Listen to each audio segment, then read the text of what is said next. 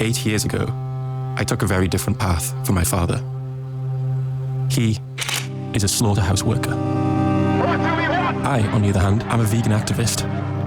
If we were two strangers and met each other on the street, we probably wouldn't give each other much time. But we are Oh my God, cutie patooties. Is the volume okay, guys? father and son. And for the longest time, this has been our elephant in the room.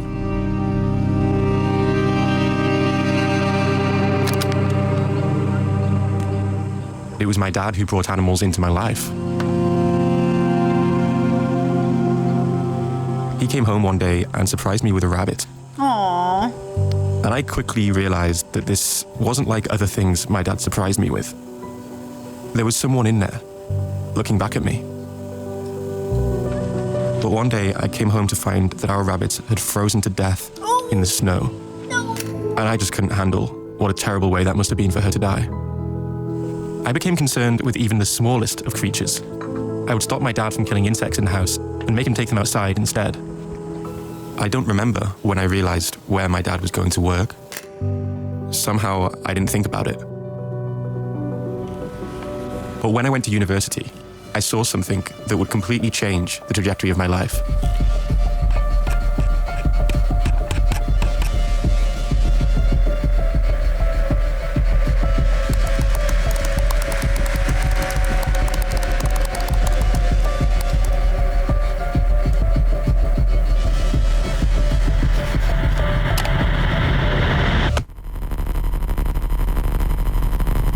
I knew my life had a new purpose. Maybe I did get a little bit cringe. I even got a new tattoo. Make the connection.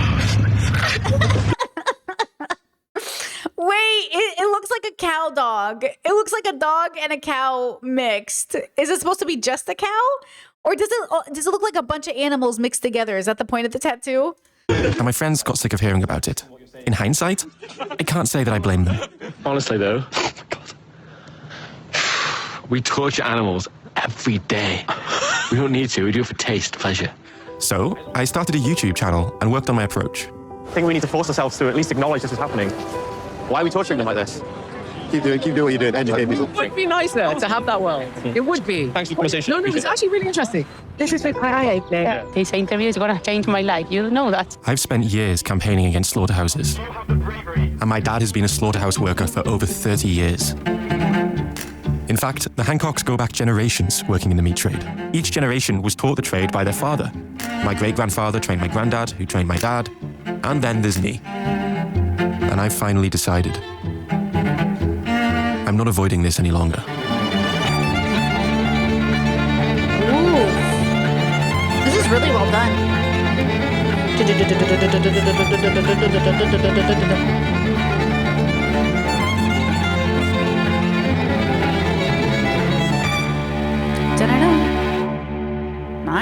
Nice. Very cool. Well, Oscar felt like a special cat. Because I remember you trying to teach us that cats always land on their feet. Yes. And you're trying to demonstrate it, and you're demonstrating it with Felix, which is fine. And then trying to demonstrate it with Oscar, but he just lands on his back. I don't remember that. Don't remember that at all. But they generally do. There's nothing more sure-footed than a cat. Yeah. But Oscar felt kind of clumsy, Oh, even though he walked. Wait, Chad is trying to get my attention. You're saying it's literally a cow dog? Is that what you're trying to get my attention about? I did have a strange sort of walk, I suppose, yeah. Yeah, I remember you calling up the home after we got him. That's my mate? It's a cow dog tattoo. Oh, that's what you're getting my attention for. Oh, it's literally a cow dog. That's hilarious. It's actually perfect. Because that's exactly what it looks like. It's literally a perfect tattoo. That's crazy. Okay, that makes me so it is literally exactly what it looks like. That's pretty good. And said, like, he seems to be walking strange, because he would lift his paws really high up. Yeah. I don't know what that was about, but yeah. Yeah. Good cat, though. Nice cat. I do sometimes wonder if that's, like, having a connection to pets is kind of what can sometimes lead people to being more, like, pro-animal welfare. Quite likely, yeah. It wouldn't surprise me. Yeah. Because I guess you see them as an individual, maybe, like, breaks a bit of a barrier between us and animals by having, like, an attachment to an animal. It probably does. I know. Yeah, probably would. Yeah. So. Some people are not animal lovers, others are. Yeah. So what about you? I suppose I'm an animal lover, but with certain reservations. I am living in the meat trade. I think I had to accept certain things or change my job, which I didn't. Yeah. Okay, let's just pull that apart a bit. One, he says, I could have changed my job, but I didn't. Something to consider for our own life, you know? And it's something we all have to consider. It's not about, oh, you're such a bad person. It's about, why do I do this job? I had someone once who came to me for work advice, and they were definitely working in an industry that I think ultimately their heart wasn't in, and ultimately we both knew wasn't a great industry. And when they liberated themselves from that job, they realized, like, yeah, I am causing harm with this job. And at the time, it was a really difficult place because they were moving out of their parents' house for the first time. They were independent for the first time. They were successful for the first time. They were a young person. And they were like, everything is happening for me. Everything that I was told I was supposed to have was working. I'm making a bag. I'm successful. I'm into, you know, I'm not rich, obviously. Just like, you know, when you're your first real adult job, right? And you're like, oh my God, I'm like living on my own and I'm doing all these great things. And it's like really like, you know, and then you also have to contend with the fact that, like, damn, like my money's kind of tainted. And I think that's why we naturally have such an aversion to grifters, even though we fall for it en masse. I think it is such an aversion to, like, you know, we that's why we talk about selling your soul or selling out. Or so again, when we relate it to veganism or the meat industry, what we're really asking ourselves is, why are we doing the work that we do? And is it good work? And I think it's dependent and subjective. I do.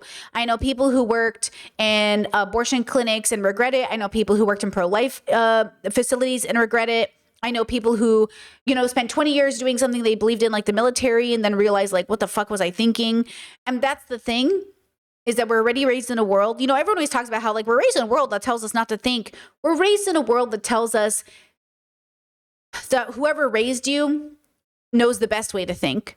And there really is not really one person who knows the best way to be. There's only a combination of all of us who have something to give each other. So I understand what it's like to have a parent that's so opposite of you in many ways. And also why it can be difficult for them to see without feeling attacked that maybe it would be better if they changed, you know? So I commend this person, hold on, get his name right, Jack, for sharing this story and showing us how difficult it is, because it must be. Now, of course, and this is what's important, how do you discern whether or not the thing you're hoping for your family to become isn't actually a more bigoted person? Because I'm sure if you talk to my family, they'd say, I'm so sad Brittany's lost. Like, she's so lost and the woke mob has her and she's being brainwashed by the propaganda. And I just wish she would see. And it's like, how do I know that I'm actually correct and my family's wrong? And then how and why do I feel justified in wanting my parents to get out of their bubble for the betterment of themselves and others? You know, why do I know I'm correct? And that's really the question here. How do you know you're on the right side? Whatever that means in a subjective world. Push it down, look at all of it, and well, it's not the one. That's it, okay, got it. Oh.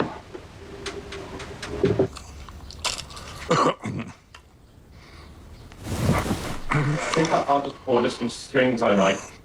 Well, yeah, okay. You see, you don't want them too light, you know that? I like them light. Yeah, but you lose tone. Do you see a serious welfare problem with the meat industry? Not really, no. But if I'm dedicating my life to a problem that you don't even think exists, then surely you think I'm being a bit silly or naive. I think maybe, yes. It's a case of which side of the fence you're on. If you think it's wrong for animals to be killed, that's fair enough. What if my position is just, I don't think animals should suffer? Well, depends what suffer. I mean, what do you mean by suffer? Okay. So would you say that in your career in the industry, you've never seen a serious instance of animal suffering? No, not a deliberate one. There's been a few different things, you know. Hard to describe, really, but what else to say about that one? I get the impression that there are things my dad doesn't want to share with me, and I don't understand how he can't see something that just seems so obvious to me if you take an honest look at it. I mean, obviously, you know I have strong views about animal suffering and stuff, but Well, so do I. yeah. But I channel in a different way because I earn my living in the meat trade. Yeah. What you want to talk to is Temple Grandin. She's a pretty amazing individual, her, actually. She's a professor at Colorado University, expert in animal behavior and autism as well. In the world of animal welfare, Oh, our queen herself, who said she couldn't go vegan because she said health things, and I think she said also she never feels full or something like that. But autistic queen Temple over here. Grandin is a big deal. And when I first started looking at what the cattle see, what scares cattle when they go through a handling facility, people thought it was just absolutely crazy. But much of your design has been incorporated all across the United States. Well, about half the cattle when they go to a large beef slaughter plant are handled in a piece of equipment I designed called the center track restrainer system. And about half the cattle. I mean, that's pretty fucking cool. If you guys don't know, she basically created, he's probably going to go over it, but she basically felt bad for the cows. They were being very unnecessarily manhandled into slaughter. And she just basically made it more comfortable for them before slaughter. So obviously vegans are not impressed by that, but that I'm going to say that's a step in the good direction, but yeah. In the U.S. and Canada go through that system when they go to a slaughter plant. Yeah, and I want to ask you about a word you just used. When you called it a slaughter plant, we've tried to kind of get away from that. We talk about processing cattle, but you use the word slaughter. See, even they're like, oh, we're trying to get away from that because you're trying to cognitive dissonance yourself out of it. That's the only reason you won't use the word slaughter, because you don't want to contend with what you're doing. Yeah. Is that? And I use the word slaughter in Hollywood, too. I think we need to stop covering up what we do. She claims that her autism helps her to see the perspective of animals better. Temple works with the meat industry as a consultant on animal welfare. She impacted the lives of millions of animals at a time when barely anyone else was paying attention. But I also worry that Temple Grandin is being used by the meat industry to promote the idea that everything is humane. There are clearly things that my dad doesn't want to talk about when it comes to the current practices of the meat trade. Maybe Temple Grandin can bridge that gap. When I first started, conditions were really bad. They're not perfect now, but compared to 20 years ago, compared to 10 years ago, they are greatly improved in the U.S. The typical broiler chicken, how much physical pain do you think they're experiencing in a day-to-day life? I'm not answering that. I have... What? Physical pain do you think they're experiencing in a day-to-day life? I'm not answering that. I have to work within the industry. And some people will say I have a conflict of interest because the industry's, pays me consulting fees. Well, let's just do a little overview of some of the issues with intensive animal. Okay, hold on. Yes, they did make a movie about her, and they also have a lot of interviews of her online if you want to see more. Chet said, question, what's worse, a person who works killing animals or a person that works for the cartels killing other men? The cartels don't just kill men, though. They rape children, they sex traffic, they bring violence to neighborhoods, they attack old people, right? Like the meat industry is attacking and committing violence against billions of lives in a very specific way. And they have connections to some of these other industries, but the cartels in general are connected to a lot of other crimes that I think are a much bigger deal, not because they're just killing humans, but because they're also doing all the other things as well. So remember, when we're making an argument about what's worse, we also have to focus on why we're making the argument, right? So what made you want to make that argument? Because it's kind of like saying what's worse, meat industries or the US military. It's why are we even making that argument? That's why we have to ask ourselves, right? You said, hang on, they also do good things for their community. At least a lot of people say that in Mexico.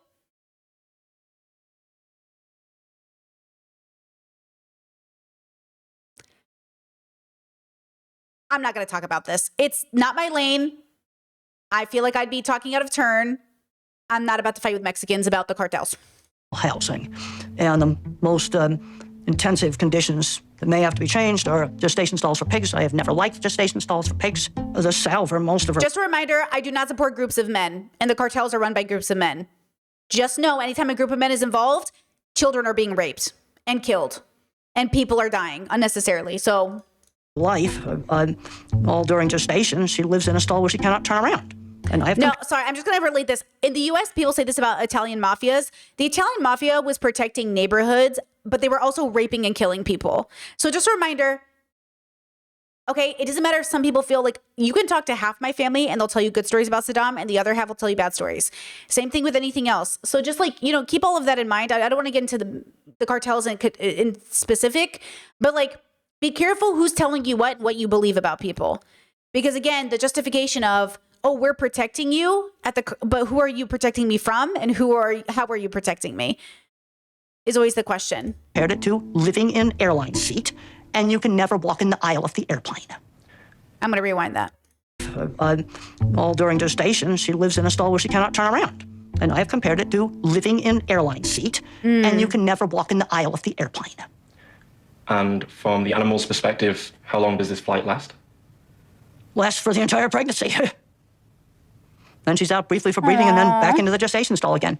For most of her life, she's living in an airline seat and cannot walk in the aisle of the airplane. That's fucked up. How old are the pigs when they're castrated? That's very, very young. But way before they're weaned. Oh. She seems so impacted. Has she become vegan in the last few years? Last time I checked, she wasn't. Is she vegan now? See how impacted she is by seeing this every day? Yeah. Why do we have to give an anesthetic to a dog to castrate a dog, but you don't do that for a pig? Oh, they don't even give him anesthesia? No way, really? Biological standpoint, you should be giving an anesthesia to both. And are pigs in the US mostly being castrated without any pain relief? Well, unfortunately, yes. Oh my God. Can you talk about how pigs are being killed? Oh my God. The two major stunning methods for pigs. Chad said, why can't they roam? Am I stupid? I think it's just to torture the animal. Like, I just don't think they care, right? This is Temple Grandin, for people asking. She's an autistic woman, an advocate for not only autism, but for animals and animal farming. I think they don't care, right? They don't care that the pigs are in cages. They don't care. They're just trying to move them like material, like they're objects. So they don't care. They're not trying to give them a good life. They're not trying to give them a comfortable life. They're just trying to like make a baby. Your product, we're moving you down the line, if I understand it. Is CO2 and electrical. Now, the problem we got with CO2 is some pigs have a very bad reaction on CO2. I've looked inside the box many, many times. Some pigs have calm reaction. Other pigs go berserk. I've seen it. I'm not going to try to cover it up. I've heard that for the animals, it feels like drowning. Some people have talked of a burning sensation. Are these things true? It's probably a drowning, burning sensation. I think it's total panic. Some of them try to bust out. Do you think CO2 gas chambers is an acceptable way to slaughter pigs today? That's the $60 million question. I'll leave it at that. Temple has done so much to reduce animal suffering, far more than I have. But it also seems like she's compromised. Like her hands are tied because she's working within the meat industry. Yeah. Just like my dad, Temple looks conflicted. She didn't want to tell me about the typical chicken. I want to find out why. But it's not like factory farms are welcoming to vegans with cameras, which left me with an obvious solution: to sneak in during the night. Okay, so 4 sheds on site. I will say, I don't know if you mean what you mean by this, Chad, because you said messing with her coin. I want to move off of this. I'm not saying that you're saying this, but sometimes I do think there's this, and this is what he's trying to show us, is the genuine conflict between all of us to recognize that, like, it's not that Temple Grandin is chasing money. I don't think his dad is chasing money. Did you see his house? He's not chasing money. He's earning a living. And all of us desire to earn an ethical living. I mean, even people in my own life go like, well, don't you think it's unethical that you make money from AdSense? I don't know, right? Oh, you said I was joking. She does look very conflicted. Okay, but tone jokes would be helpful because sometimes I don't know, but it's okay. So just to move off that question, that's why being a good person is so hard, because we also have to challenge ourselves. Like, is this the best way to make money? Is this not a good way to make money? Who are we when we build community? And then are we telling ourselves a story that isn't true? Like, out of all the people you would think would be so easily vegan, it would be Temple Grandin. But for whatever reason, she can't bring herself to do it. Versus I am plant-based, which she can't do either. She's not plant-based as far as I know. And I am plant-based, and I don't even have to work in these industries to go like, oh yeah, I don't need to eat meat. And also I knew that it took me 36 years to even go on, 35 years to even go on that journey, right? So it is that idea of like, do you think I'm a bad person? Like, I just think it is hard to know until you really start asking yourself. And then you have to ask yourself, is this the person you want to be in the story? Is this who I want to be in the story? And that is a very hard question to answer in a world that tells you to like find a good job in sales, be a good guy at your company, try to build $1 billion business. Like, the world is giving you all these ways to be a good person or to be a successful person, which they translate to good, of course. And then the question is like, is this it? Is this the way that I'm going to be a good person? One's got just over 40,000 birds.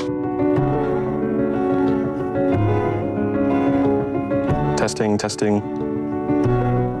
Cool. I do love that he was able to talk to her. That's pretty cool, by the way. He's really good.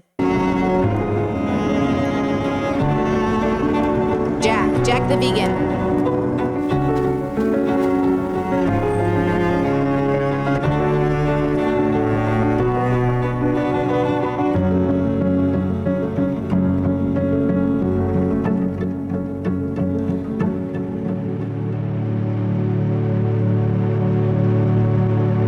Habibi.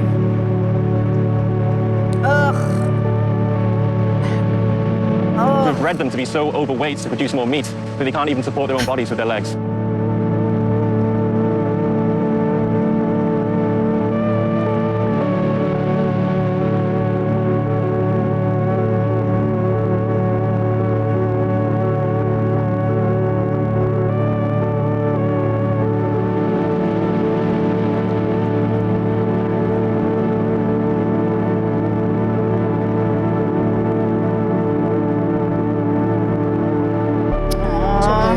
It's okay.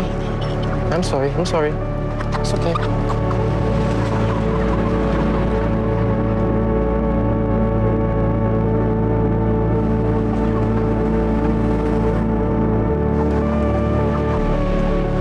It's almost as if the suffering of animals doesn't quite feel real a lot of the time. Billions of them are struggling like that at any given moment, and we all just act as if that doesn't matter. Maybe when something is so normalized and has gone on for so long, it becomes hard to act as if it's an injustice, even if you know, deep down, that it is. And maybe something similar is going on with my dad. Hold on, let's pause it. Chat says, I know you don't believe in objective morality, but I'm so confused. Guys, just to clarify, in case somebody's new too, objective morality means that we don't have a right or wrong script outside of human beings. When people say there's an objective morality, they're saying there's something written in our genetics or in our hearts or in the universe or God. And I'm saying the only morality that exists is our creation, because we're the only ones dictating it. Though you could argue there seems to be some sort of social script in all animal species in which there's a communication between animals, and some animals act in accordance to some level of some interaction. I don't know what it is, but I don't think there is an objective script we're all looking for. I think we're making it up as we go, and that's why we have to challenge ourselves. We have to try to be better. We have to argue that we can get better, right? So when you said, what about if a person that eats animals and does those things and his mind are justified, is the person doing evil or good? The person is doing an action based off of his own values. The question of whether or not he's doing evil or good is layered. Is it evil or good to the victims of their story? Is it evil or good to the family of those victims? Is it evil or good to them? Is it evil or good to their families? Because nothing you do is in a vacuum. So if this person kills an animal and that animal was my cat, now we got a problem. Do you know what I'm saying? Because now you've taken away my animal and you've eaten her, which, by the way, recently happened to an autistic kid in a neighborhood. An autistic child, let me see if I can find it really fast. An autistic child They had a support pig, and the neighbors took the pig and slaughtered it, and then I think they ate it. And that happened to an autistic kid in the neighborhood. Oh, I don't know where I saw that story. I think I saved it, but it's probably buried in all of my to watch later videos. So stuff like that. Oh no, right here, I got it. Look at me on top of it, girl. Okay. It's this is being reported by Brood America. 3 people arrested in Georgia after killing a cooking autistic boy's emotional support pig. Okay. It says 3 people in Georgia were arrested after they shot and killed their 12-year-old autistic neighbor's therapy pig, according to local police. The 400-pound emotional support pig named Bootsy had wandered off the family's property last week. Oh, hold on. Boop. The boy's parents were searching. Oh, I'm so sorry. You can't even see what I'm doing. My bad. The boy's parents were searching for Bootsy when they heard a gunshot and followed the sound, where they discovered 3 people in aprons, gloves, standing with Bootsy's body and a pot of boiling water. Look at this cutie piggy. The parents alleged that the therapy pig had a visible livestock ear tag and that the neighbors were aware of Bootsy was their pig. The 3 suspects were arrested and charged with aggravated animal cruelty. They told investigators they believed the pig was a wild animal. The boy's mother says the pig was killed by someone who had a purpose in what they were doing. After discovering the hog tied, the family retrieved Bootsy's body and buried it in their barn. Yeah. You know? Here, let me show you this video too, since I actually had it geared up for this topic, and we'll go back to the documentary. Okay, right? You said I get that, but your cat for other people means nothing. If the person's still evil for killing your cat, is he only evil in your eyes because he killed your cat? Evil is also a construct. It doesn't exist. It only exists if the construct is created. Evil does not exist. It's made up. It is made up to explain a feeling of when something horrible happens unnecessarily and in such a way that it is profoundly disturbing. We call it evil. Okay? Religious people have the word evil in a different construct, but we're secular. So philosophically evil, yes, harm has been done, evil has been done, unnecessary harm has been done. There was a lack of consent, no informed consent, right? You said, okay, I mean a bad person. Okay, also made up construct. Everything is made up. Everything is made up. Everything is made up. Everything. Your name is made up. Your gender is made up. The fact that your skin color is different is made up. The hair texture you call your hair is made up. The music tastes you have are made up. The food you eat is made up. Everything is labeled and created by us. We look at it and we said, I'm going to call it this. And I'm saying if we could call it this, we could call it something else. Right? You're stuck on something. You're stuck on something. Let it go. Whatever you're stuck on, you're looking for me to give you an answer that doesn't force you to think. And I'm telling you, think. Think about what's happening. Think if you're going to be the adults in the room, and think about the impact you're making on other people. Think. That's what people aren't doing. They're not thinking. You're not pausing, waiting, meditating, contemplating. And I want people to think. Think about the harm you're doing by unnecessarily killing this animal in which you did not do your due diligence to make sure it was not loved or owned by somebody, right? So again, like, you're causing so much unnecessary harm. Now, a different topic of not just this person eating my cat, which is a level of harm that's layered, is this example, okay? Look at this example. All right.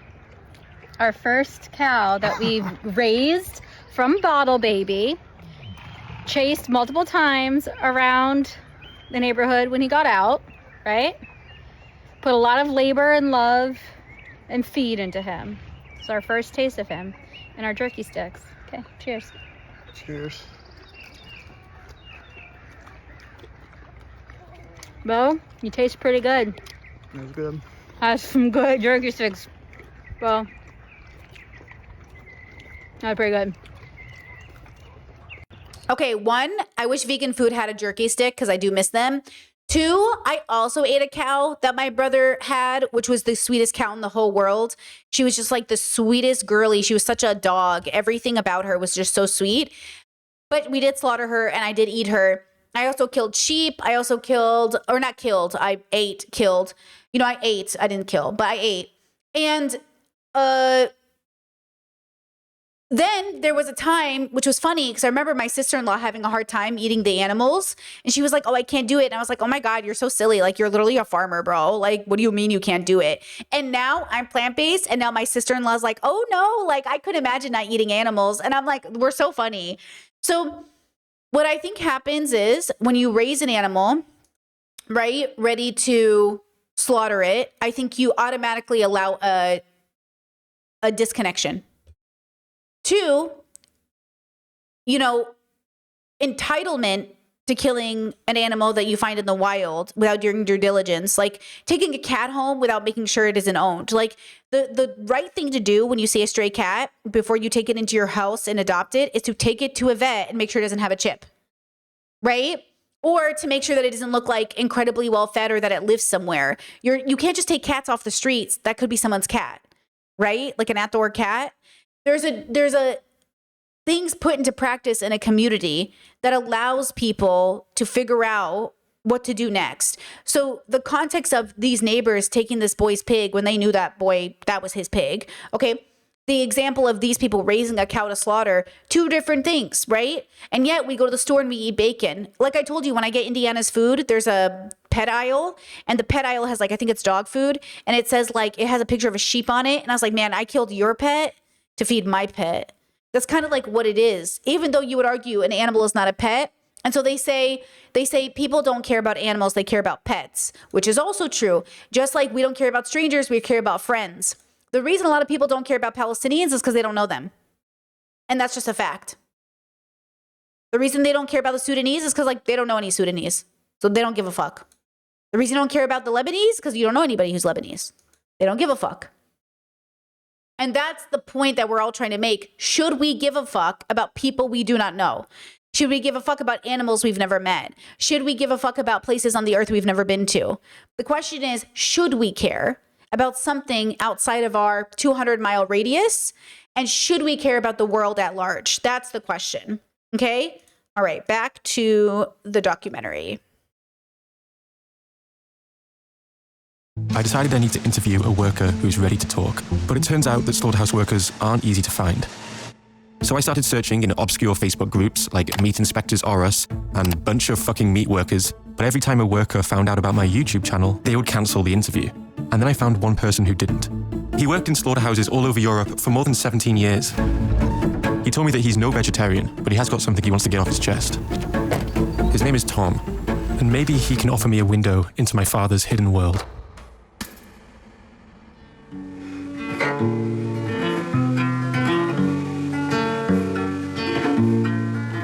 What is that? Was I supposed to read that? You never really understand a person until you consider things from his point of view, until you climb inside of his skin and walk around in it. To Kill a Mockingbird. And when somebody asks you the question, what do you do or what did you do? What do I say? I'm a licensed killer. I told a girl one night that I'm one of the Teletubbies, just to avoid the question, do you know what I mean? You have to hide from it, you know? It's almost like a taboo. You're doing something almost unspeakable. Yes, we've chosen to do that. Or sometimes maybe the job centre would send you to this particular job as a last resort. And let me tell you, slaughterhouses are a last resort. This is your last stop between work and unemployment. There's nothing, I don't think, that's lower.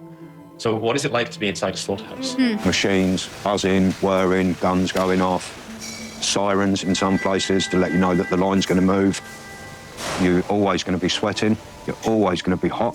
You're always going to be on the go. You won't stop unless the line stops. You don't stop. So there's the ethical question. What am I not willing to do to the point where I'd rather be unhoused and jobless? That's the ethical moral question that all of us must contend with, though some of us will never have to. But ultimately, we all contend with this question every day, technically, right? Technically, we do.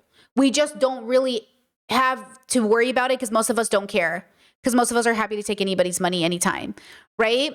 So it is a question you have to ask yourself. And I do think there's a way, again, to weigh a pros and cons list, to ask yourself, like, who am I willing to work for? How am I willing to make money? But yeah, there might come a line. My partner and I talk about this all the time. If a big company came out and said, here's like $5 million, do I take it? Yeah, probably not. Depends on the company. But if like Amazon, if Jeff Bezos slid into my DMs and was like, Britt, we'd love to fund your stream, $10 million, I'd be like, I'd love $10 million, but not that much. And now for some people, they're like, that's so fucked up of you. You have to take that money. There are people around the world that's life-changing money. Brittany, if you don't take it, you're fucked up. There are people who say that to me. There are people who say, if you do not take this opportunity, you're slapping the face of all these people that are unhoused and don't have money. They would take that money. But that's kind of the point. Isn't that the kind of the point? Right? Is you're supposed to challenge yourself. So when you ask questions, chat, right? Like, oh, well, this is okay in some people's eyes. This is okay. Yes, that is the point of ethics. The point of ethics, you got to stop asking this question. I don't know why. I shouldn't have to go back and forth over this more than once. So let me do it one more time. Everything is justifiable in the mind of a person. The question is, why is it justifiable? Obviously, we've justified child marriage and rape and slavery and genocide. You don't have to tell us we know. Stop asking the questions, guys. Focus. Deeper question. Why are you justifying the genocide? Why are you justifying the rape? Why are you justifying slaughtering animals? Not that it happens, we know.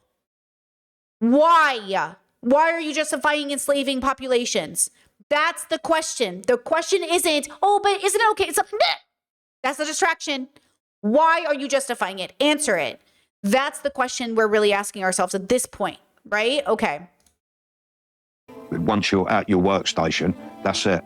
You are a production line operative, and fast. It was just so, the speed of it was just incredible. Do you know what I mean? We were doing Dutch field calves, which I hated doing anyway. They were babies, for God's sake. Do you know what I mean? We could do 140 of them in an hour. 140 in an hour. It was just never ending. One every 30 seconds, one every 25 seconds, one every 30 seconds that gun would go off. And it was relentless. It was a death trap.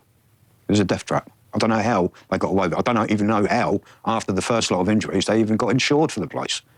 I just don't know. But I do know it took someone to die in there for them to stop it. He got caught in one of the machines, and the machine dropped and essentially cut him in half. It was just, oh my God, I can still hear him screaming, yes, that's stuck with me. It was our choice to go there. It was our choice. We wasn't made to go there. But myself, I, because I've never known anything different, you just get on with it. Do you know what I mean? You just don't think about it. You'll either harden up to it or you'll leave. So if you harden up to it and it's like having kids. That's just what people do. Well, why do they do it? Ask yourself, why are you having kids? Go back to the very beginning, because this man was born into a bubble, expected to act accordingly, never really thought much about it. But that's the point. We're not thinking enough about the fact that we just simply exist. We take it for granted. You are taking for granted the fact that you exist, because you are also not challenging yourselves to think about your temporary stay on this planet and what you're doing here, because you're not trained to. And I'm saying the most radical challenge to our training is to ask ourselves deeper questions about our biological experience. And do some distance there, you become immune. You become desensitized. You become a robot. I love animals. I saw this AI comic the other day that said, it showed a scientist talking to an AI robot, and the robot's like, I will kill everyone. I will destroy the earth. And he goes, oh, it's so human. Anyways. Animal lover. I would never have seen one suffer if I had my own way. And very difficult to actually watch animals being killed or killing them yourself, even worse. But of course I can. I can do the process from start to finish, including the killing, but I wouldn't want to do it for long. So my role was to skin the animals. What are some of the issues that you were faced with when doing that? Right then, the first one is whether they're dead or not. When you slaughter an animal humanely, the procedure is to be stunned so it is unconscious, and then it is to be bled to death.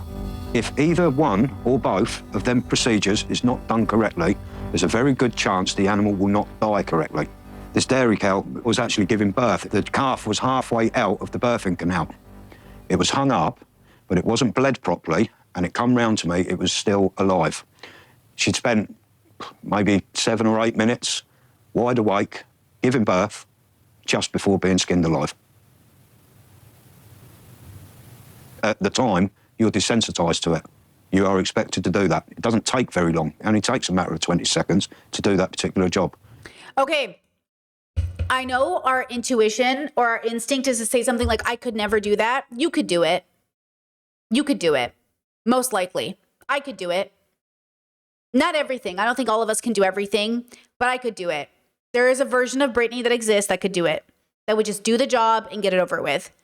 And I know there's a part of me that could do that because of how my life has gone. There are things I couldn't do. Like I could never stab a baby. I know I can't do that, but I could kill a cow. Would I want to? Absolutely not. But there is a part of my brain I could shut off in order to, quote, get the job done, right? And I think in many ways you have to. Like I can just imagine nurses dealing with amputations and guts spilling out of stomachs and how they must have to turn off a part of their brain to be able to fucking even save human lives.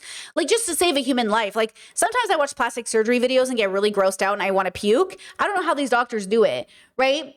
So when you think about it, like anything can make you grossed out, but there's just a mechanism we all have in our brains to help us, you know what I mean?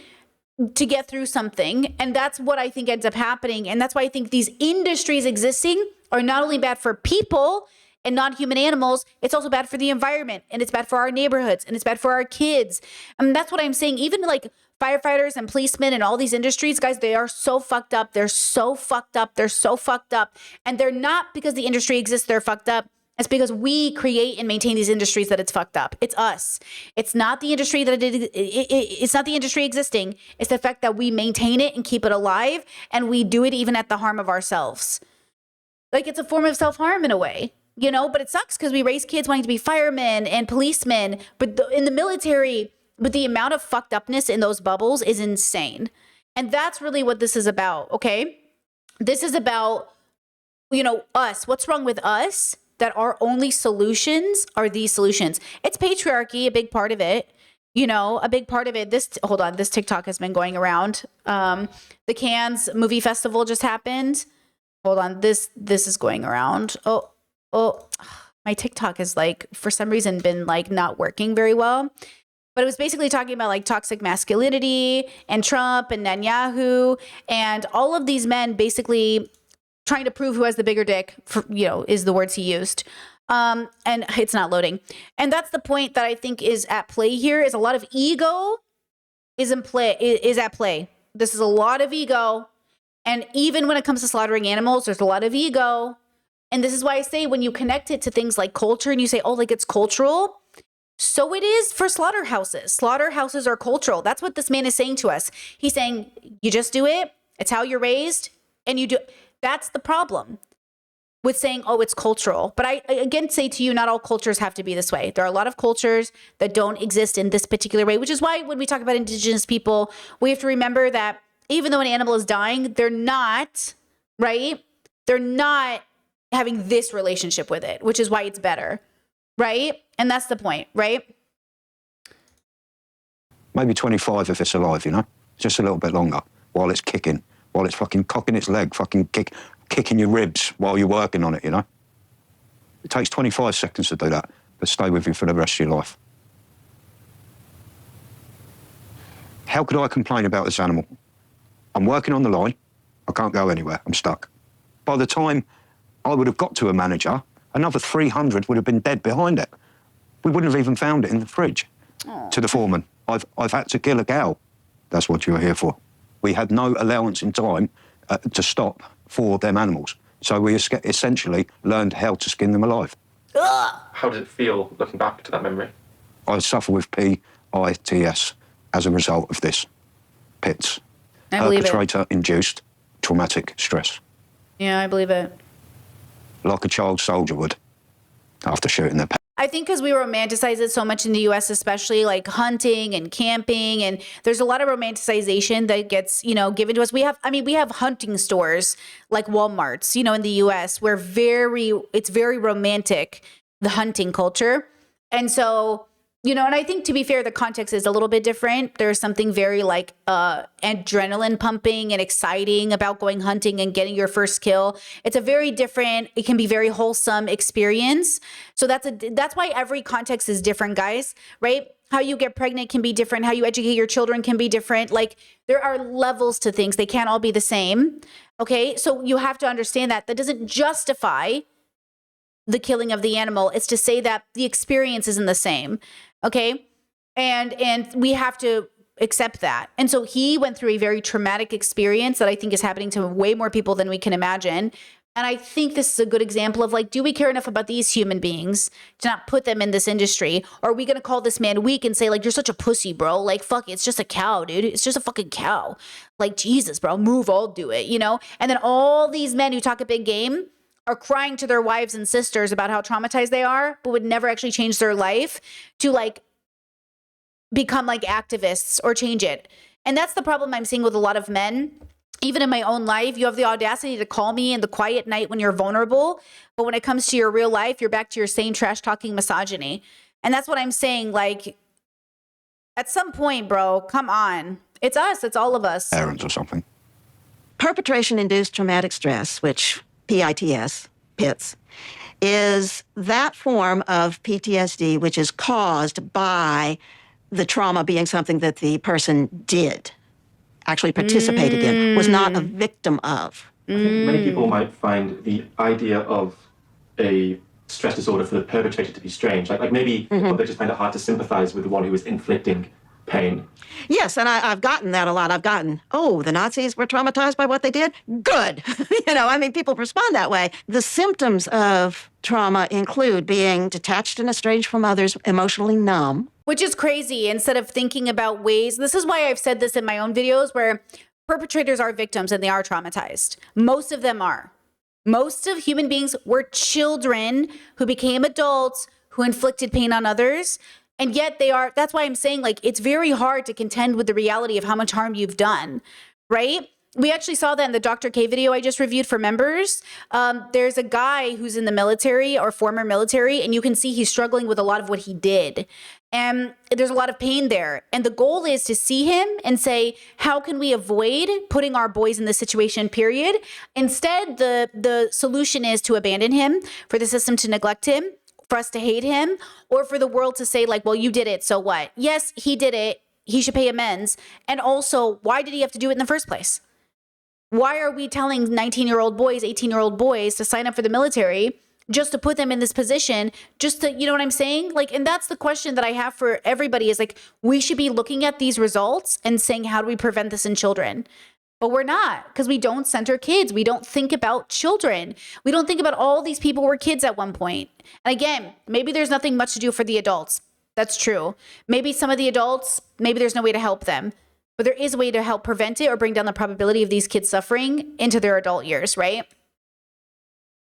Oop. And they include outbursts of irritability and anger.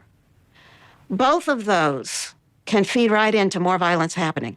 You want people to be able to get the therapy. You want to be able to get people to not commit further violence, which then traumatizes yet more people. If we have a therapeutic attitude towards people who are traumatized by the violence they commit, that doesn't just help them, it helps the society as a whole because it brings the whole level of violence down. Exactly. For 15 of the 17 years, I was an alcoholic, functioning alcoholic.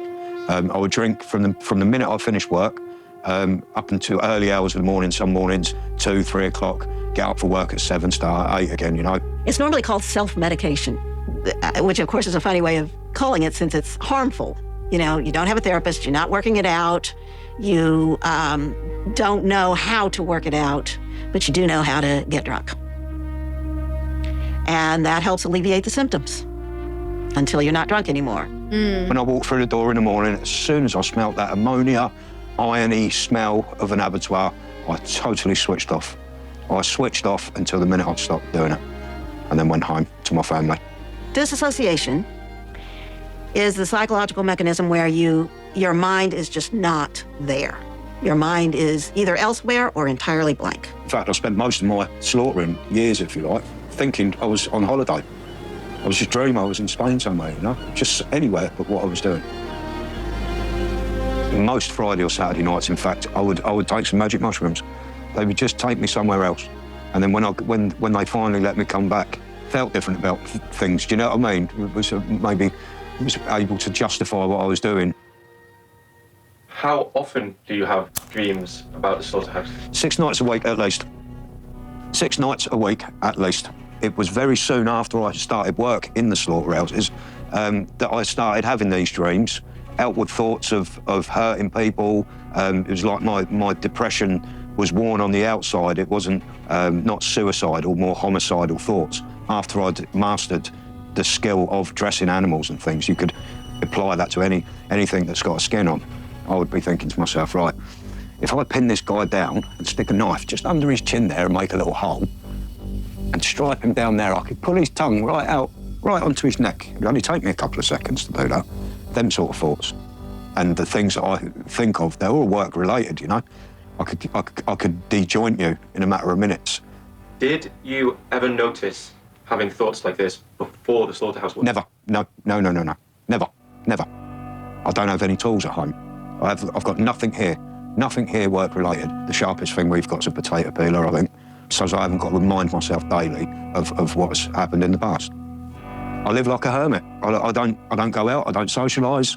And I just muddle through every day.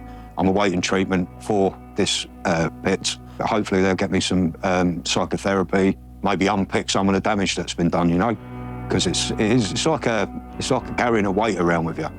Maybe you're going to go out and kill people. Maybe you're just going to have it in the back of your mind and it bugs you. It just sits there like a weight, what you've done.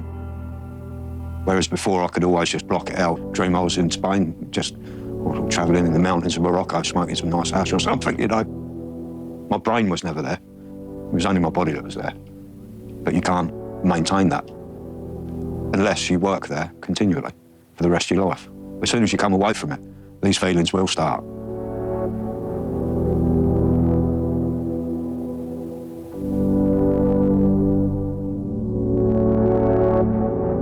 Yeah, I think the dilemma with any and all of this is the problem is we grow up in such a punishment community and world, and we start to have conversations about like, yeah, but you did this thing, so you should be punished or you have to pay back to your community.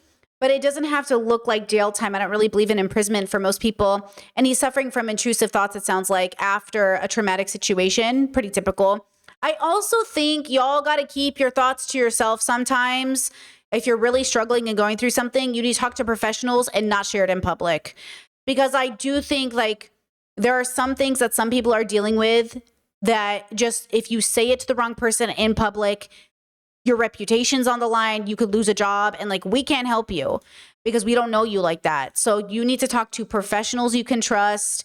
You need to think about it, which is why I assume this man is also his identity is being private, because I think whether we like it or not, the world doesn't know what it's doing or talking about, and you put yourself at risk for what fucking reason, you know? So like if you're really going through something and you know it's really, really taboo, seek out the right professional care versus honestly telling the internet, even me, because at the end of the day, like I'm not a therapist and I can't help you. And if you're really going through something, you know what I mean? If it's a bad enough intrusive thought, then I have to think about the care and safety of my own community. It's on, you know, if I had a guy come to me and be like, you know, I really think about shooting people up, like I'd have to report him. Like, you know what I mean? Stop telling people stuff. Okay. Like some people are not meant to help you through that process because we don't know what's going on. Right. And I know that sounds lonely and I know that sounds scary. And I also want to say that I know. And right. So I know and right. So like this man has a family and that's important. And a lot of our family members are struggling. If he was single, let's say, and he was really going through it, I'm not sure like dating would be the highest priority right now. Right. But there are ways to make life work. Again, it's not about perfection. Lots of people who have never, ever engaged in deconstructing their trauma have absolutely gotten married and had kids. And also, right? So I'm deeply empathetic to him. And also I can see why men who work these jobs get told like without them, the world wouldn't even be the way it is. Like they built this country. They're the foundation of this country. Think about all the hard work men do. And I think they sell that to men. And then when the men are like, hey, it's not really working. Like, yeah, I'm proud of what I did for my country, but also like I'm suffering. They're like, what do you mean you're a hero, bro? It's like, this is how gross it is. And it is a cycle of patriarchy. It is absolutely connected to patriarchy and it's going to be continued. And that's why I say it is interesting for us to take something like an animal, non-human animal, and to say, do we care about the value of this living creature? And to have people be like, no, fuck no, you know? And then to talk about it in a more layered way. Okay. And then to think about too, like, who is made to do this work, right? Because if society is only giving it to these men who have no other choices, or as chat says, some of the only work undocumented immigrants can even get, great. So now we're purposely giving the most traumatizing work to the most vulnerable communities. So that doesn't quite justify it. Going back to that TikTok we watched where she said, you know, being vegan isn't always accessible. Yeah, but like, do you think so low of yourself that you think you deserve this bad work? Because that's what I think the military does. The military goes to vulnerable communities and goes, you're not worth shit, so you have to join up for the military. They go, you're so useless and you're so pathetic and you have no other choice. So you know what we're going to do? We're going to save your ass. You're going to join the military. We're going to tell you what to do for 4 fucking years of your life. And then we'll give you a bachelor's degree or we'll give you a house. Okay? And I do think a lot of the men, especially in my bubble, the only reason they went to the military is they had nothing else going on for them. That was usually the rhetoric they gave to these young boys, is if you couldn't get a real job and you couldn't make it in the world, I guess you're going to the military. Guess that's the only thing you're good for. And then they go there and they psychologically fuck you up and break you down and humiliate you until you just follow orders without thinking. All those videos of sleeping soldiers at the airport, and then they like pretend that they're their higher ups are calling them and they jump out of sleep. I mean, these people don't even sleep. They're literally like horses. They sleep standing up, ready to go. That's not a life. That's bullshit. And then people will say, oh, so what? You don't want anyone to fight for your country? Why are we even fighting? That's the thing. Why are we even fighting? It's all connected to something else. This justification of, oh, we have to do it. I understand. Yes. And also, right? Why are we even fighting?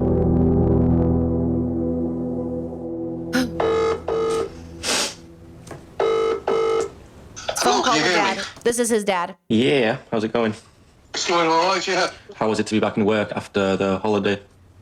All right, I suppose, yeah. I've got used to that, yeah. Yeah. There's something I want to ask you about that, actually. Some of the people I've been talking to seem like really like kind of like traumatized by things they've seen, or like, but you don't feel like you don't feel like there's a huge problem that you would have to like shout about or something. Like these are the people. Well, I was born into the music industry, so I'm probably got a different take on it anyway. Have you seen things that you don't think are okay? Well, I don't know how to answer that, really. It's okay. Oh my God, cute house. Oh my God, wait. I love this dark green vibe. What a cute house, bro.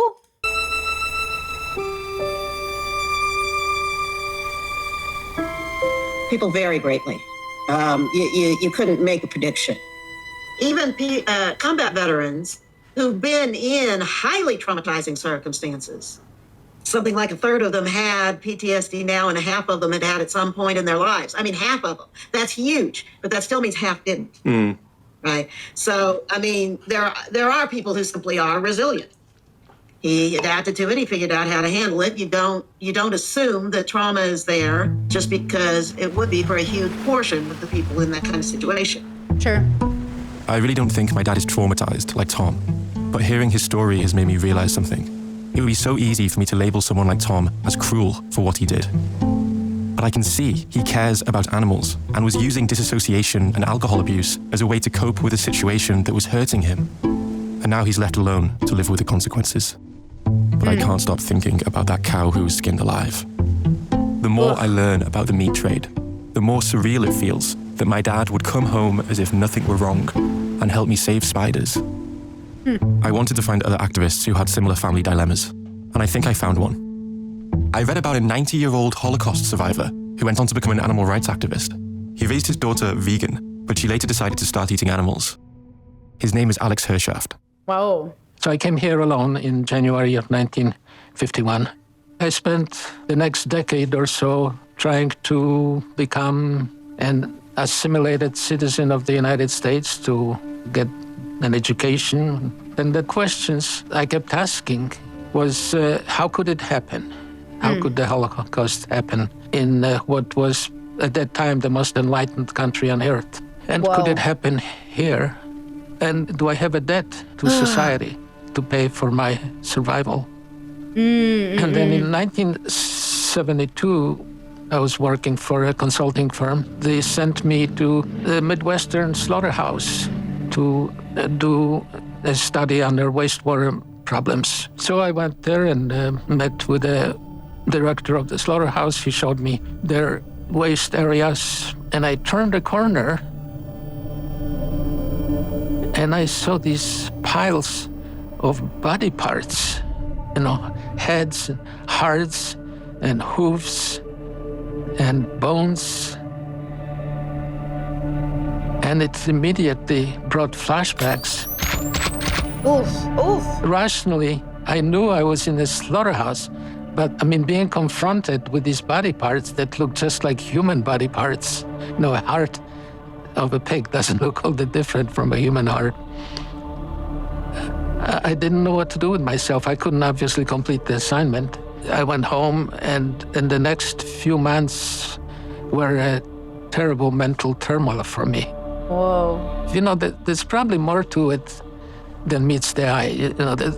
After all, I'm a scientist, and what do scientists do? We do research.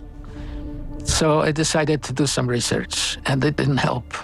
The more research I did, the more I found out about the details of slaughter of animals. Oof, let's just pause right there. Chat says I have chills. Bro, I just had the biggest stomach flip of my life. My stomach flipped. I got so chilled. My whole body just felt so nauseous. And I think, again, this is a philosophy channel, and I'm always trying to practice being a little less bad every day. But this is kind of what I mean when I say, like, we're so casual with the harm that we inflict. How liberated could we be as a population if we valued as much about, about all living creatures, right? And instead of this justification of like, well, people have to eat. We agree people have to eat, girls. But does it have to be like this? Is this the only way we can come up with feeding people? And this is why I say capitalism plays a role, though. Capitalism, patriarchy, and racism, or white supremacy, the three big, okay? They're absolutely impacting the dehumanization process from the human animals to the non-human animals, the subjugation of minority communities being made to do this labor, of people in poverty having to do this labor. And then on top of it, the disconnect between where our food comes from and how it gets there. We've even romanticized and used capitalist rhetoric and marketing to say like, oh, from farm to table food. Like, oh my gosh, look at these amazing cows running wild. And then we kill them and eat them at the restaurant. And like, I watch so many food shows, food documentaries. I'm a foodie, okay? And it's the stories we tell ourselves, the way we romanticize it is so interesting. And I get it. We're trying to do something better than this. And also at the same time, like, what if we kept going? It's so interesting. Recently, I don't know if you've seen how there's this one Republican who's fighting everything to keep child marriage alive. I forget which state. Maybe you guys know who I'm talking about. And he's like, you're taking away the rights from parents to be able to choose if their kids can get married. What if there's a teen pregnancy? And I'm like, why do you need kids to get married?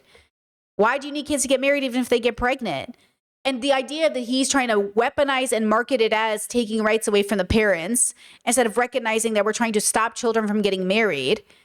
It's, the story you tell yourself is important. Now, I think, and this is where I want you to pause, I don't want you to go to the other side in a more extreme way. I want you to have balance, because then I think people, they say this about abortion. They go, fetuses are parasites and they're eating and using me. And I'm like, okay, you need to chill.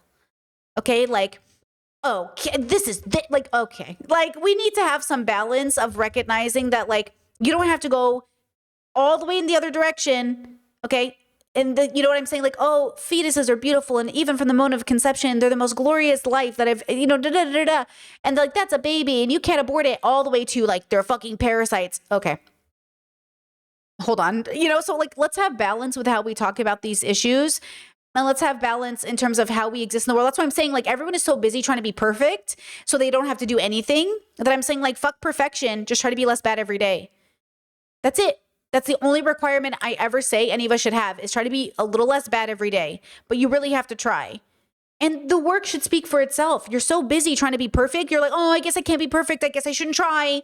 Oh, and then that's just your excuse to never, ever have to be responsible. And I'm saying, There's no need to engage in this. And at the same time, I'm not making a prescription. I'm not telling you that, oh, if you don't stop eating factory meat, like I'm never talking to you again. No, I'm not going to have that. I'm not putting that line in the sand down, right? I'm not doing that. But I would just say, have you really thought about it long enough to make a different decision? The more it looked like what the Nazis. Especially if you're complaining about the way that the world is. Especially if you're saying people are so cruel, people are heartless, they're so narcissistic and psychopathic, they never help anybody. For sure. And also, are you one of them? To us. How could it be? I mean, America, this is the place where everybody wants to come. This is the good country. Well, these are the good guys. These are the people who liberated us from the Nazis. And they're doing the same thing. I couldn't function. I didn't know what to do. And then I came across the writings of Isaac Bashevis Singer, especially the part from one of his short stories where he says, wait, is this related to Peter Singer? Is this Peter Singer's dad or something? For the animals, all men are Nazis.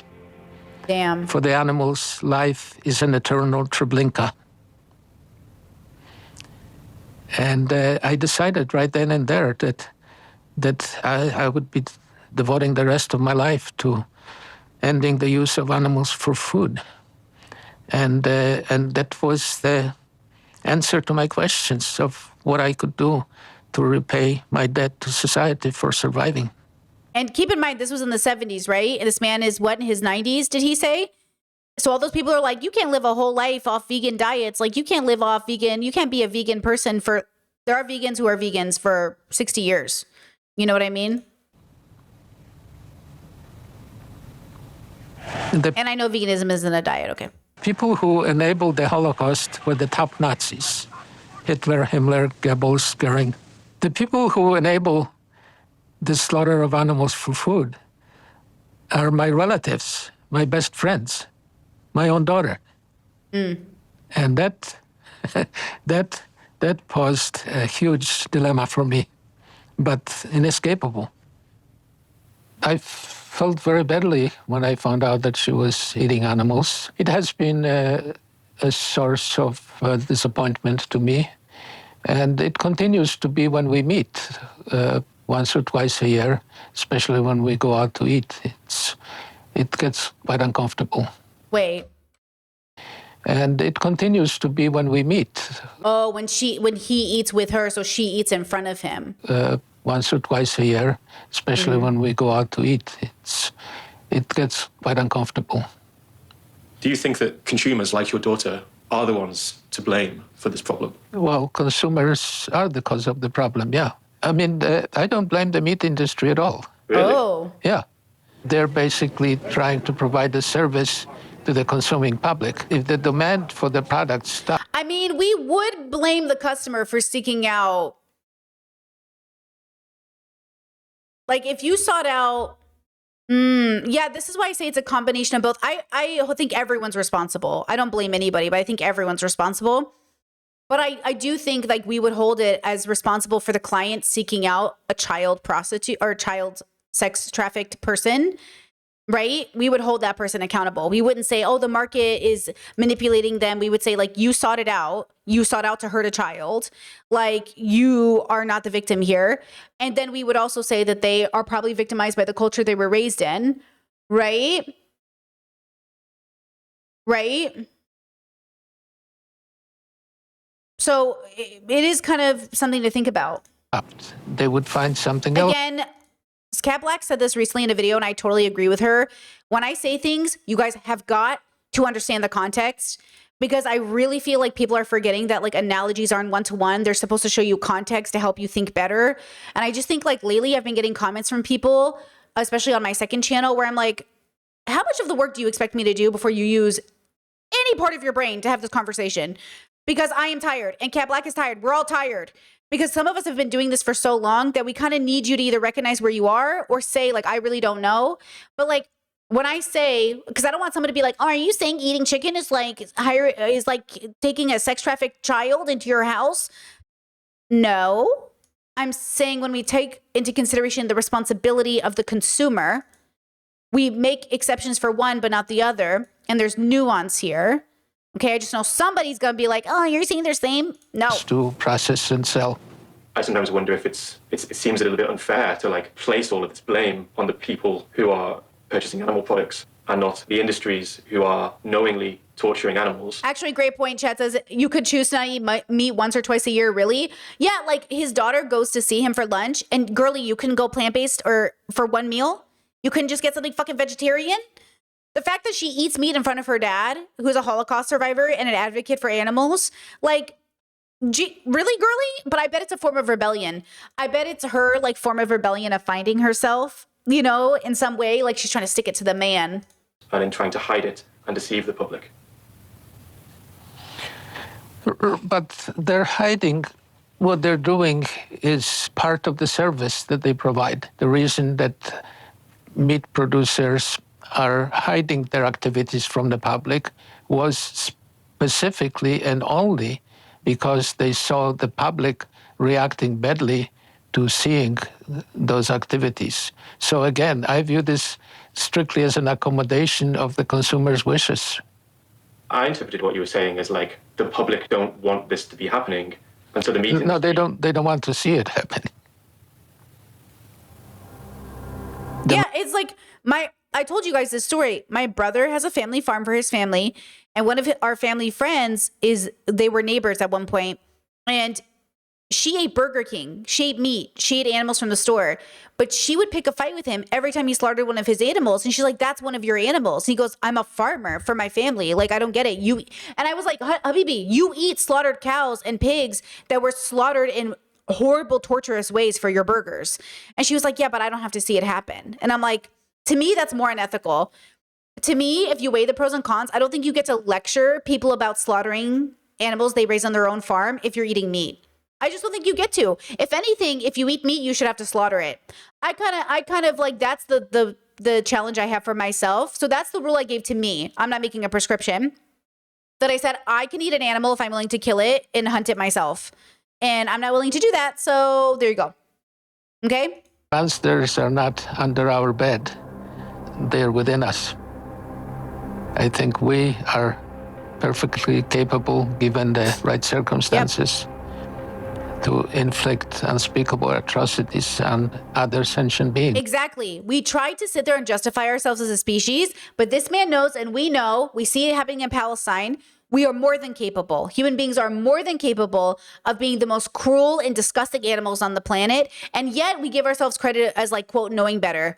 Oh, we're so good. Look at us. We're so much better than other animals because we do the same thing. There's not one thing human animals do not do that other animals are doing. Like they'll say, Elle is always talking about this in veganism where people are like, yeah, but we're better than animals. So, you know, it's like, you know, they'll say we are animals, so it's okay. And she'll be like, well, animals also eat their young and like have sex with them. Should we be doing that to our young? And they're like, well, no. And she's like, well, what's the difference? If we're all animals and we're all just doing what's, you know, eating meat is just part of our animal experience. That's why I say, guys, everything we do is nature. Everything we do is nature. The idea is to have a deeper relationship with our biological experience to create less harm, to mitigate harm. It's not to say we're moving away from our nature. It's not to pretend we aren't animals. It's to say everything we do is nature, including this, including the Holocaust. Why did we do the Holocaust? Okay, why are we existing in the world where in American politics, some of the like biggest names that rose to prominence are people who have denied the Holocaust, right? Like what's happening here? Okay, why are people denying the genocide in Gaza? Like why is that happening to Palestinians right now in front of us, right? Because human beings are capable of great fucking harm, especially people who think they're good, especially good people. Good people do some of the most harm, obviously, because either you are the exception and everybody else is bad, or most of us are good people doing bad harm. Do you know what I'm saying? And most of us do that either personally or by subsidizing other people to do it on their behalf. And that's very sad. But it's just as sad as what the Nazis did to us. If you truly feel like what someone is doing when they're eating animals is as bad as what the Nazis did to the Jews, how on earth can you mix that with a loving relationship?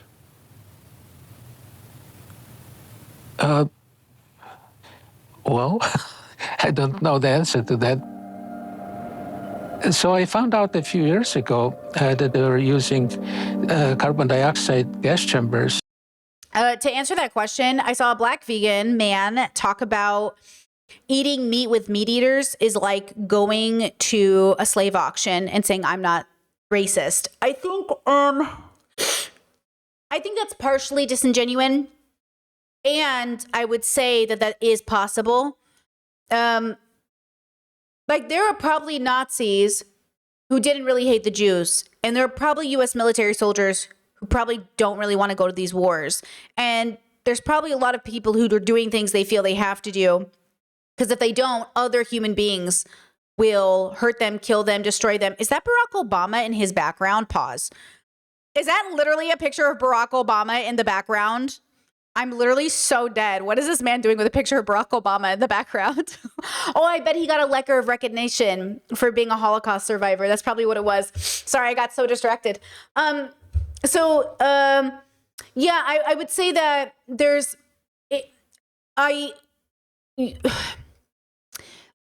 again, it's like, oh, people have asked me this about my own family. Like, how can you even be in contact with them if they're homophobic? If I truly, the problem is like,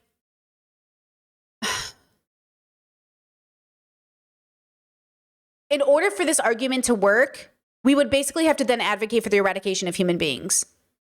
Like, human beings are pretty awful. Like, if you really ran the numbers, you would probably want to actually kill people. But that's the problem. Why are we killing people in order to get rid of evil and then calling ourselves good? Do you know what I mean?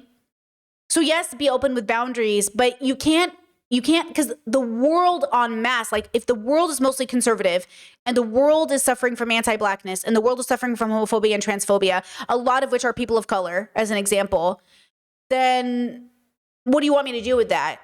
You know what I mean? That's everybody. You just named everybody. All of us, everybody. So like, what are we supposed to do with that? Nothing. You can't, the idea is not to say, oh, well, everybody is so evil, they deserve to die. It's to say everybody is so evil, maybe we should do something about that. You know? I think people just automatically go to like destroy instead of rebuild. And I think that's the problem. So I commend him for still having dinner with his daughter. I wish she would show him some kindness and maybe eat vegetarian when she's with him, or vegan, or plant-based. But I appreciate that he's willing to still meet with her, even though he's disappointed with her, because he probably recognizes that she's on her own journey ultimately. And that sucks. But like, who better to do the work than your family or friends, rather than leave it to strangers to carry that burden? To stun pigs, and I was absolutely horrified. Let's rewind that a little bit. So I found out a few years ago that they were using carbon dioxide gas chambers to stun pigs, and I was absolutely horrified by the suffering of these animals. What do you think most people will think when they look at footage of gas chambers? They obviously have to be horrified by what they see, but they then rationalize to themselves that there must be some reason that they're not aware of for these atrocities to be justified. Otherwise, why would our social norms sanction such atrocities? And Chad says, because if you're good, you're justified somehow to do the things and not have to understand when you do something wrong. Exactly. Which is why I do fundamentally believe like most people are good people, and good people are capable of bad. And it's better to try to be a less bad person than a good person. But I think his point and your point coming together is exactly it. And that's why, again, when people say like, Brittany, imagine we lived in a world where rape was normalized. We do. Next. Imagine living in a world where child marriage is normalized. We do. Next. Imagine living in a world where, racism is normalized. We do. Next. Imagine living in a world where the genocide of a population is normalized. We do. Next. We do live in that world. We do live in that world. We just have different proximities of closeness to it, but we live in that world. It's all around us. Cities.